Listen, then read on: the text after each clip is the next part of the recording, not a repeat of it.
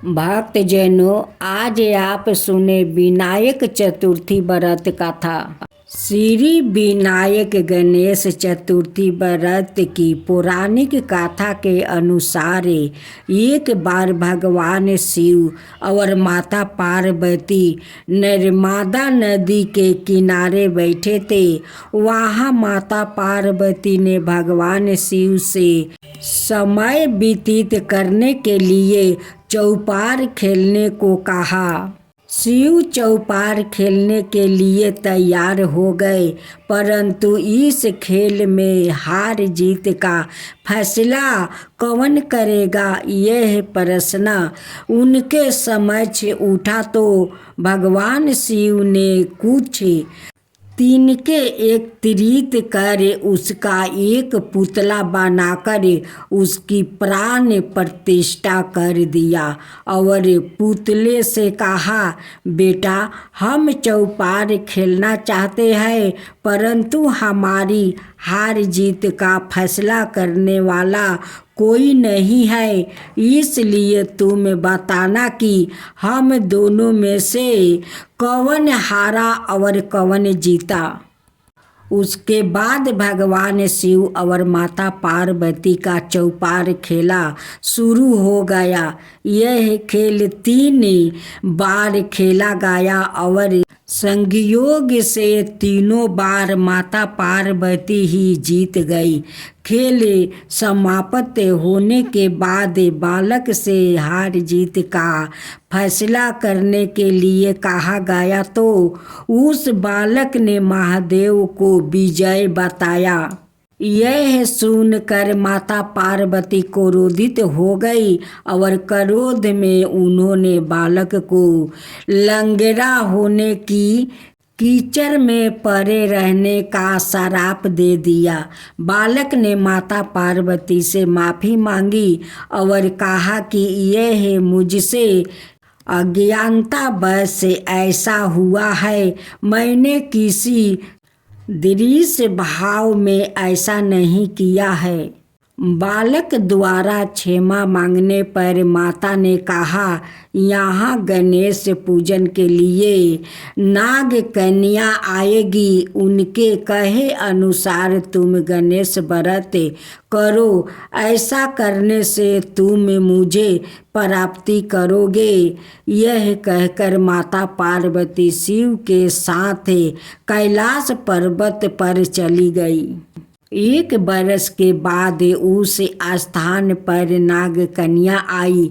तब नाग कन्याओं से श्री गणेश के व्रत की विधि मालूम करने पर उस बालक ने 21 दिन लगातार गणेश जी का व्रत किया। उसकी श्रद्धा से गणेश जी प्रसन्न हुए। उन्होंने बालक को मनोवांछित फल मांगने के लिए कहा।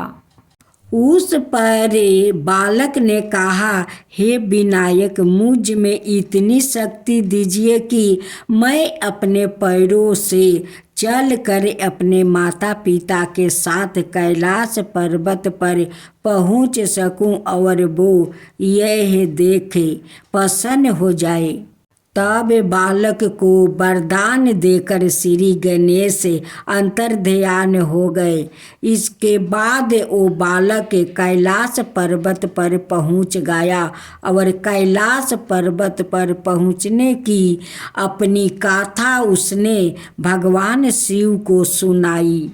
चौपार वाले दिन से माता पार्वती शिव जी से विमुख हो गई थी। अत देवी के रुष्ट होने पर भगवान शिव ने भी बालक के बताया अनुसार 21 दिनों तक श्री गणेश का व्रत किया। इस व्रत के प्रभाव से माता पार्वती के मन से भगवान शिव के लिए जो नाराज थी वो समाप्त हो गई। तब यह व्रत विधि भगवान शंकर ने बताया, पार्वती को बताई। यह सुनकर माता पार्वती के मन में भी अपने पुत्र कार्तिकेय से मिलने की इच्छा जागृत हुई। तब माता पार्वती ने भी 21 दिन तक श्री गणेश का व्रत किया और दुर्वा फूल और लड्डुओं से गणेश जी का पूजन अर्चना की। व्रत के 21वां दिन कार्तिकेय सवाए माता पार्वती जी से आ मिले। उस दिन से श्री गणेश चतुर्थी का यह व्रत समस्त मनोकामनाओं की पूर्ति करने वाला व्रत माना जाता है। इस व्रत को करने से मनुष्य के सारे कष्ट दूर होकर मनुष्य को समस्त सुख सुविधाएं प्राप्ति होती है। भक्त जनों, आज आप सुने गणेश भगवान की व्रत कथा, बुधवार व्रत कथा। एक समय की बात है कि साहूकार अपनी पत्नी को लाने के लिए अपने ससुराल गया। कुछ दिन रहने के बाद उसने अपनी पत्नी के साथ अपने घर आने की सोची। दुर्भाग्य से उस दिन बुधवार का दिन था। लड़की के परिवार वालों ने कहा कि आज बुधवार का दिन है, जो कि किसी कार्य हेतु शुभ नहीं माना जाता है, इसलिए आज तुम मत जाओ। किंतु साहूकार ने किसी की एक ना मानी और पत्नी समेत अपने ससुराल से घर को चल दिया। रास्ते में साहूकार की पत्नी को प्यास लगी। उसने साहूकार से कहा। साहूकार ने कहा, तुम बैलगाड़ी में ही बैठो, मैं पानी लेकर आता हूँ। जब वो पानी लेकर आया तो उसने देखा कि उसकी शक्ल का एक आदमी उसकी पत्नी के साथ बैठा है। तब उसने जाकर उस पुरुष से पूछा, तुम कौन हो?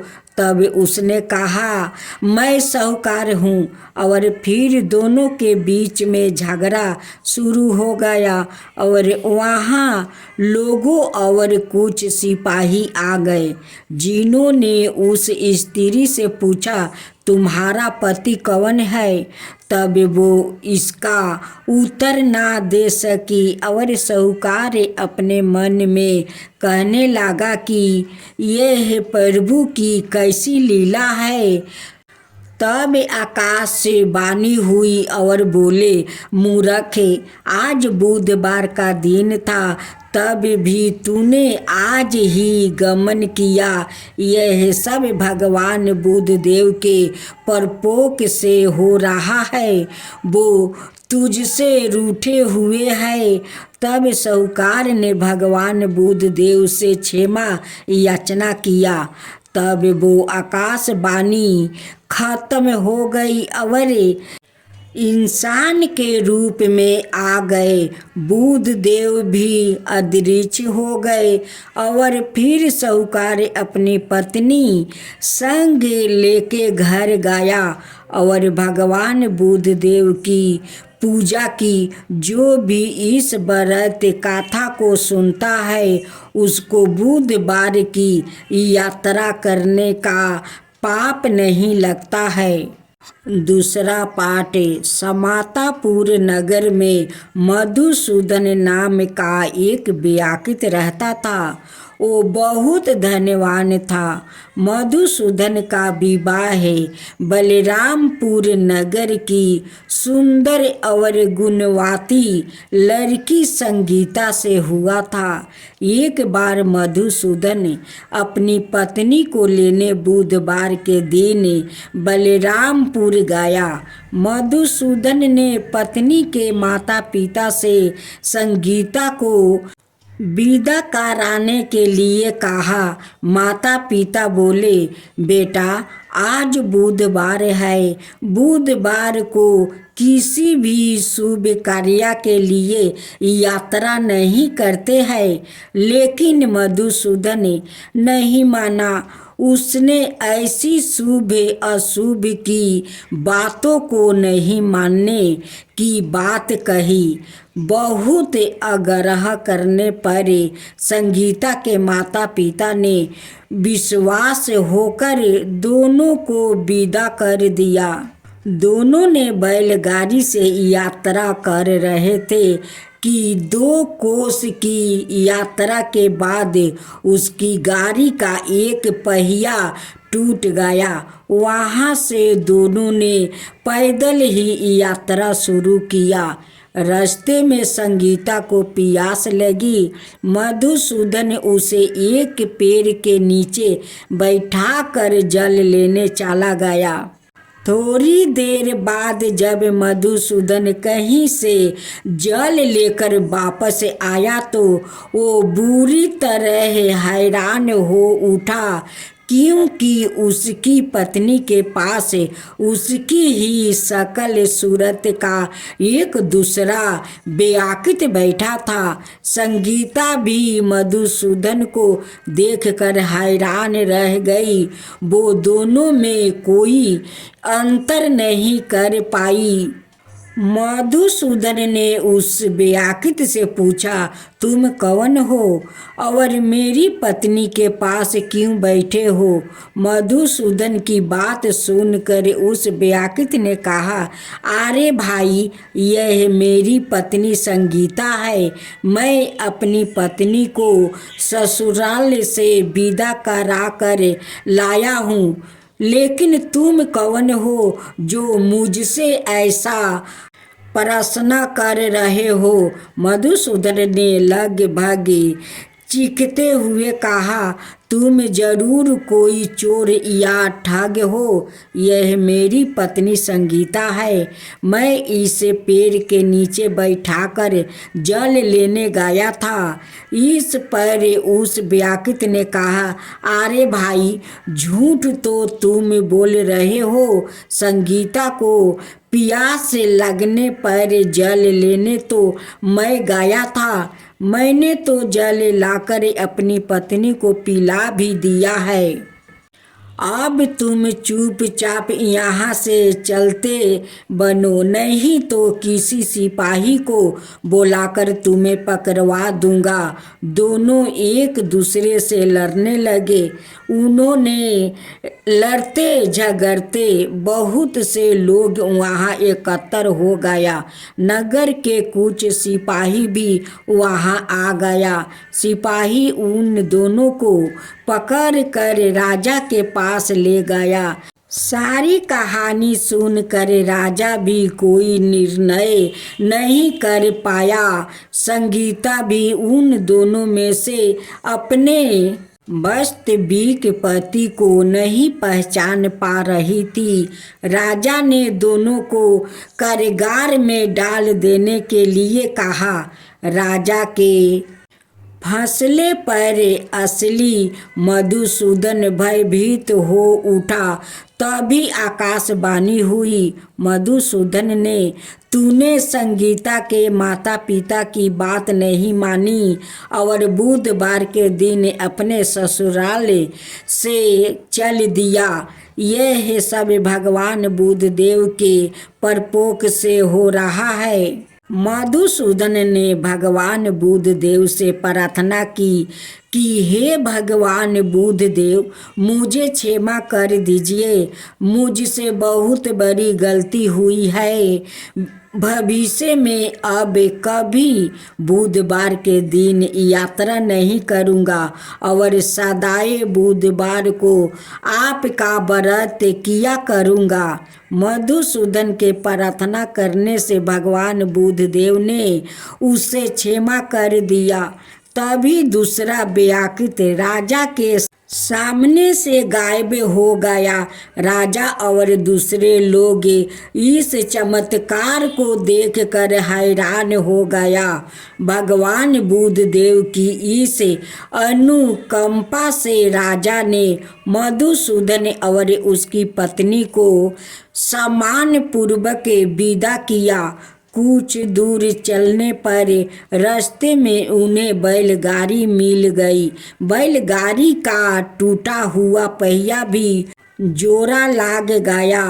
दोनों उसमें बैठ कर समतापुर की ओर चल दिया। मधुसूदन और उसकी पत्नी संगीता दोनों बुधवार को व्रत करते हुए आनंद पूर्वक जीवन यापन करने लगे। भगवान बुद्ध देव की अनुकंपा से उनके घर में धन संपत्ति की वर्षा होने लगी। जल्दी ही उनके जीवन में खुशियाँ ही खुशियाँ भर गई। बुधवार का व्रत करने से स्त्री पुरुष के जीवन में सभी मंगल कामनाएं पूरी होती है और व्रत करने वाले को बुधवार के दिन किसी आवश्यक काम से यात्रा करने पर कोई कष्ट भी नहीं होता है। भक्तजनों, आज आप सुने माँ वैभव लक्ष्मी की व्रत कथा। शुक्रवार का दिन माँ वैभव लक्ष्मी को समर्पित होता है। इस दिन माँ लक्ष्मी की पूजा अर्चना और व्रत किया जाता है। माना जाता है कि शुक्रवार के दिन विधि विधान से पूजा करने से माँ लक्ष्मी का आशीर्वाद प्राप्ति होता है और उनका साथ हमेशा बना रहता है। माँ वैभव लक्ष्मी का व्रत वैसे तो कोई भी रख सकता है, मगर जो लोग काफ़ी समय से आर्थिक संकटों का सामना कर रहे हैं और उनकी परेशानी दूर नहीं हो रही है, या फिर उन्हें सही रास्ता नजर नहीं आ रहा है, उन लोगों को हर शुक्रवार या व्रत पूरी श्रद्धा के साथ करना चाहिए। घर में दरिद्रता, कलेश, धन संकट, व्यापार में बरकत ना होने जैसी विपत्तियों से छुटकारा पाने के लिए हर शुक्रवार माँ वैभव लक्ष्मी का व्रत और पूजा करने का विधान है। कहा जाता है कि अगर लंबे समय के बाद भी किया जा रहे प्रयासों के बाद भी अगर कोई काम नहीं बन पा रहा है तो व्याकुत को वैभव लक्ष्मी का व्रत जरूर करना चाहिए। इस व्रत को पुरुष और स्त्री दोनों ही कर सकते हैं। सुहागिन स्त्रियों के लिए यह व्रत ज़्यादा शुभकारी माना जाता है। व्रत का संकल्प लेने के दौरान मन में अपनी मनोकामनाओं अवश्य कहनी चाहिए। भक्त को अपनी श्रद्धा और सामर्थ्य अनुसार 9, 11 या 21 शुक्रवार तक माँ वैभव लक्ष्मी का व्रत जरूर करना चाहिए। शुक्रवार के दिन महिलाओं को ब्रह्म मुहूर्त में उठ जाना चाहिए। सभी नित्य कर्मों से निवृत्त होकर स्नादि कर ले। इसके बाद साफ वस्तु धारण करे और मंदिर की साफ सफाई कर ले। माँ लक्ष्मी का ध्यान करे और व्रत का संकल्प ले। पूरे दिन फलाहार कर आप व्रत कर सकते हैं।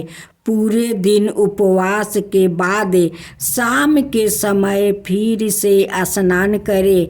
शाम के पूजा करने के लिए पूरब दिशा की तरफ मुंह करके बैठ जाइए। इसका बाद चौकी पर लाल कपड़ा बिछाए और उस पर बेभाव लक्ष्मी की तस्वीर या मूर्ति स्थापित करे।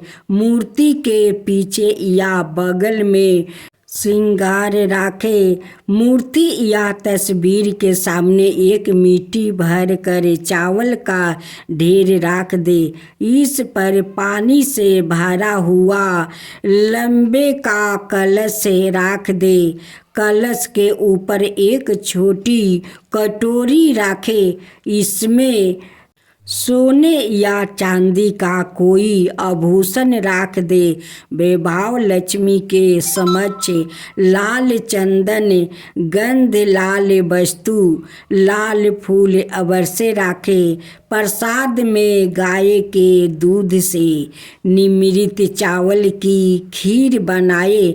अगर आप खीर नहीं बना पाए हैं तो सफ़ेद मिठाई का भोग भी लगा दे। पूजा के बाद लक्ष्मी स्तवन का पाठ, चालीसा और आरती करे। साथ ही माँ के नियम मंत्र का जप भी करे। तो भक्तों जनों, आज आप सुने विष्णु जी ने शिव से किया वादा। एक बार विष्णु भगवान ने शिव से वादा किया कि वो शिव को 108 कमल अर्पित करेंगे। वो कमल का फूलों की तलाश में निकल गए और पूरी दुनिया में खोजने के बाद भी उन्हें सिर्फ 107 कमल फूल मिला। एक फूल कम था। उन्होंने आकर सब कुछ शिव के सामने रख दिया। शिव ने अपनी आंखें तो नहीं खोली, वो सिर्फ मुस्कुराए क्योंकि एक कमल का फूल कम था। फिर विष्णु भगवान ने कहा, मुझे कमल नयन कहा जाता है, जिसका अर्थ है कमल के फूलों की तरह आँखों वाला भगवान। मेरी आँखें किसी कमल की तरह है, सुंदर है, तो मैं अपनी एक आँखें अर्पित करता हूँ। और उन्होंने तुरंत अपनी दाहिनी आँख निकाल कर शिवलिंग पर रख दिया। इस तरह की भेंट से प्रसन्न होकर शिव ने विष्णु को प्रसिद्ध सुदर्शन चक्र दिया। जय हो गंगा मैया की जय हो। एक गरीब ब्राह्मण था। ब्राह्मण देव बहुत गरीब था। वो भिक्षा मांगकर अपना परिवार को पोषण पालन करता था। ब्राह्मण देव बहुत दूर दूर भिक्षा मांगने चले जाते कि दूर नहीं जाऊंगा तो मुझे ज़्यादा तो दक्षिणा नहीं मिलेगा, दूर दूर जाऊंगा तभी तो मुझे बहुत सारा दक्षिणा मिलेगा, तो हमारा परिवार को पोषण पालन अच्छा से हो जाएगा। ब्राह्मण देव अपना परिवार को कभी दुख तकलीफ नहीं देते, अपना परिवार को हमेशा खुशी खुशी रखते।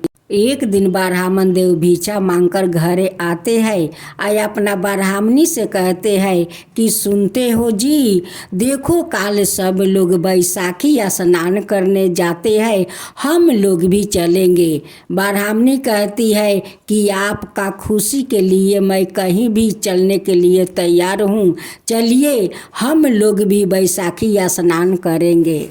ब्राह्मण देव अपना परिवार को लेकर बैसाखी स्नान करने चल देते हैं। रास्ते में माँ गंगा एक बुढ़िया का रूप धारण कर लेती है। उनकी सारा शरीर का चमड़ा झूला हुआ था और रास्ते में एक लाठी लेकर बैठ गई। जितने लोग जाते वो सभी से कहती कि बेटा मुझे थोड़ा पानी पिला दे, बेटी थोड़ा पानी पिला दे, लेकिन कोई उन्हें पानी नहीं पिलाया। ब्राह्मण देव अपना परिवार को लेकर उसी रास्ते से जा रहे थे।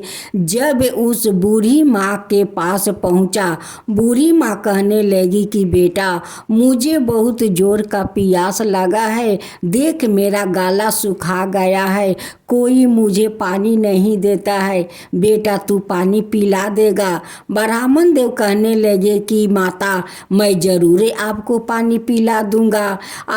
आप इस धूप में क्यों बैठी हो माता? देखिए बैसाख का धूप चल रहा है, नीचे धूल गर्म हो गया है। आप उस कदम का गाछ के पास चलिए, वहीं पर आप बैठिए, मैं आपके लिए पानी लेकर आता हूँ।